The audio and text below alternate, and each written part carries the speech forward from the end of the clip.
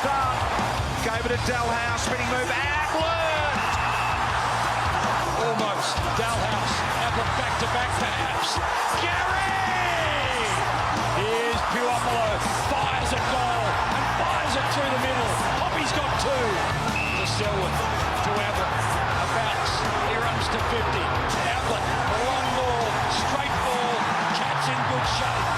Tim, if he were to kick this, have we got your attention? In he comes, right foot bender, look at this! Tim! Have we got you? The captain around the corner, Hawkins! Cats fans rejoice. Radagalia! They'll be delighted in G-Town tonight. Easter Monday footy didn't disappoint the Cats by 23 points, and one of their finest, the captain Joel Selwood, is a triple premiership player already. He's a six-time All-Australian, 3 times as captain, Hall of Fame, you name it, and pretty happy tonight, Joel. Your team's on top of the ladder. That was a good afternoon for you and the footy club. Yeah, it was, Das. I mean, I came last year and we went down just, so it's much easier to come tonight off the back of a win.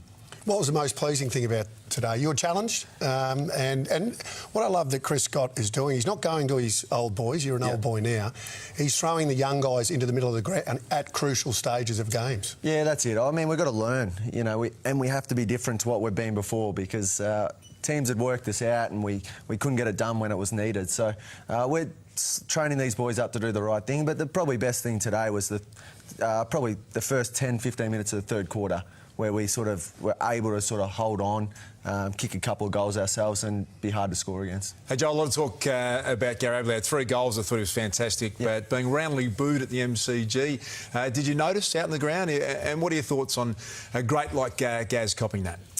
I did, actually. Yeah, I did notice today, but it just happens to good players, it does. Yeah. Whether we like it or not, I'm not a fan of it, but I think it just happens to good players. Joel, it's as simple as I can put it. So the suggestion was that it was to do with the Instagram thing that he liked. Did the leadership group have to speak to him about that?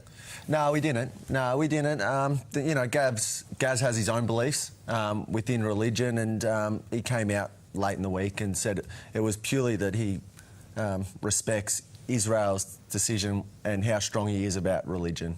And then he worded his own thing. I don't have the correct information, so I probably shouldn't have even gone into that. But it was more about that he respects that he loves his faith so much. Do you think that's going to knock him around at all, Joel? No. I mean, he's had it for a number of years now, Tim, and you know, we've been to different grounds, and the same has happened. He was so impressive again today, but just his attitude. You know, since he's come to Geelong, last year wasn't easy. We were still trying to get things right. And we just couldn't get the same team on the park. This year we've made 2 changes in the first 5 rounds, which has been something that we haven't been able to do for a long time. So we're playing around the same players and making it a bit easier. There is a lot of changes in the forward line, though. Like, I looked at those players today, you know, like Myers and Atkins and, you know, Gary playing more time there, and also Rowan in that forward line. Dalhouse as well.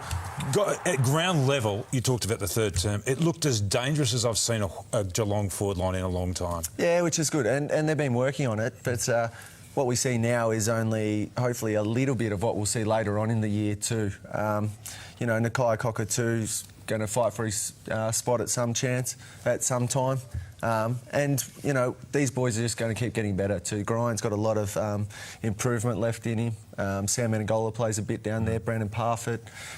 So the more these guys can play together, the better they'll get. Talking about getting better, Tim Kelly, you're going to get asked all year, obviously. Yeah. How much involvement do you have as skipper? Do you get in his ear? Do you leave these guys alone? Tim's a little bit of a different case because, you know, the move home is so strong for him family-based. But the Tim Kelly that we see is that he's enjoying the football club, loving the football club, and he's working so hard to just become a better player. And that's all we can ask of him right now. There's obviously talks with Simon Lloyd and going on with his manager back home. And, you know, we still hold out that we think that Tim will play for Geelong for a period of time, you know, past this year. Yep. With your own role, obviously less centre bounces this year, was that a specific discussion you had with Chris Scott over summer that he come to you and asked you that that's what he wanted you to do? Yeah, it was a quick one, Mick. I mean, as I said before, as a leader, and we had the other boys too, Mitch Duncan, Harry Taylor, Tom Hawkins, Paddy Dangerfield. We all went away from last year going, we need to get better. And Chris come back with a few ideas, and there wasn't much pushback because we just wanted to just get to work and make it work. So at the moment it's working. It doesn't mean that it will work down the track, but we'll keep trying to improve these guys that they can do the job. Hey Joel, great tribute today. Black armbands worn. Harry Taylor gave a nice celebration for Peter Burnett, who's a much-loved figure down at Geelong, the publican from the Lord of the Isles. He was president of the AHA. Meant a lot to the group, didn't he? Yeah, he did. And not only Geelong Footy Club, but to the Geelong community. He's done a hell of a lot down there. And then with the Ed Whitten Foundation, we've been very lucky that we've shared a lot of good times at his pub, as he said, throughout those Mad Mondays and Wacky Wednesdays. He enjoyed them the most, but he would have enjoyed that today, especially beating the Hawks. He was a very good man. I was trying to work out where Harry was actually playing today. A good question. He was sniffing a goal out occasionally, wasn't he? Especially early, Tim, and there was a couple of times I was thinking the same thing. He was definitely getting down there. I think he had that in mind, that celebration, before he went out there. Hey, we saw Alistair Clarkson coaching from the boundary line. A few of the senior coaches, Joel, have decided that they really can't do much up in the box, and they're better off being down at ground level. Are you finding that you've really had to pick up the slack given the lack of communication coming from off-field?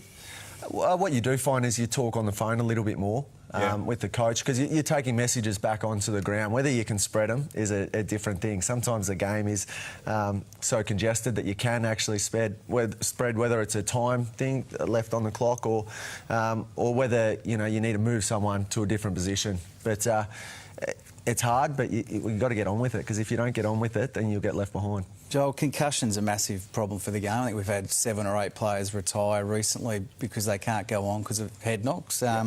Do you think maybe we'll get to a mandatory week off?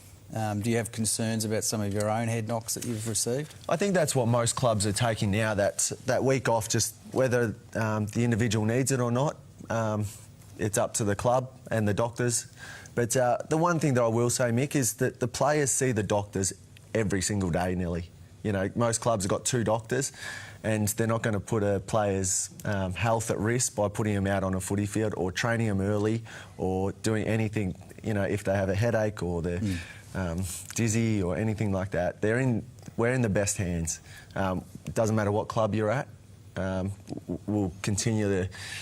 And I hope the people out there too put faith in that our doctors are going to do the right things by us, because as players we absolutely think they will. You haven't seen a cut on you for a while. You're not going in at the moment. You know what? I've got this nice little bump on the side. I don't know, first quarter, but I'm not going to throw any Hawthorn players under the bus. That looks like a break, actually, to me, Joel. I've just been looking. No, it's Miss okay. a couple?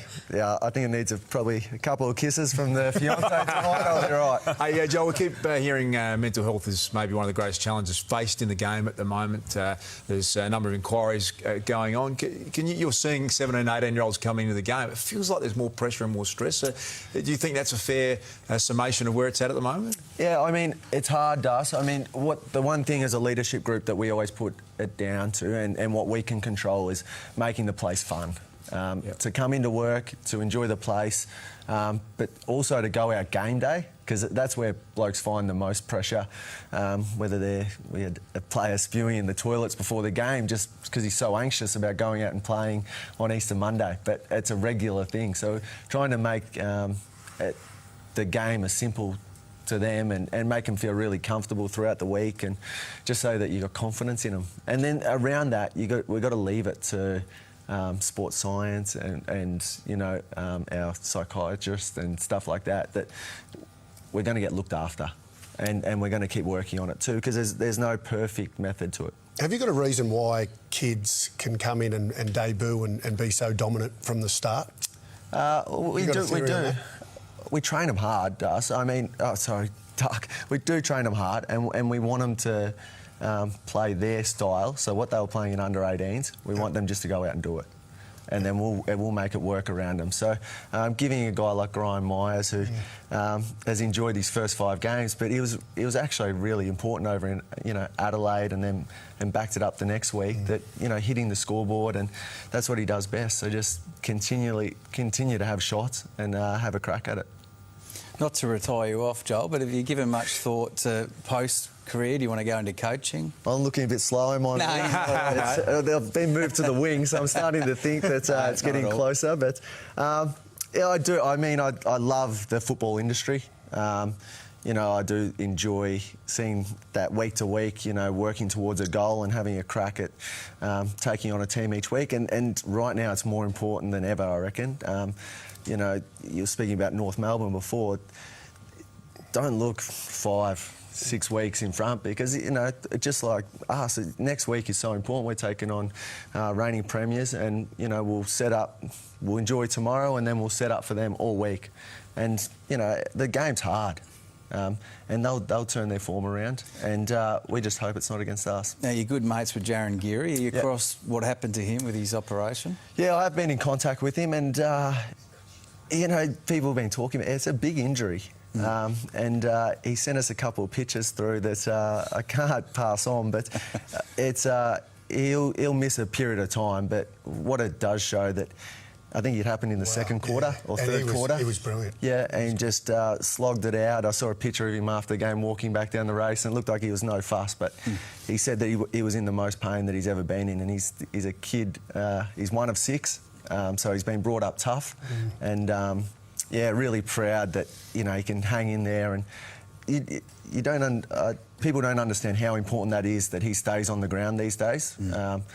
He's not going to hopefully not put himself in more danger of doing, more damage to himself, and the doctors would have gone through that. But it was really important for him to be out on that ground for him, and have that interchange so that the guys didn't have to come off. Jackie Felgo's been standing by, very passionate Cats fan, as you know, Joel. She's been following social media. Jack, what's coming through? I have. Joel, we like to get our viewers to ask some questions of our guests here on Talking Footy, and Joe Parente on Facebook has asked, if you had a favourite teammate at the Cats, who is it and why?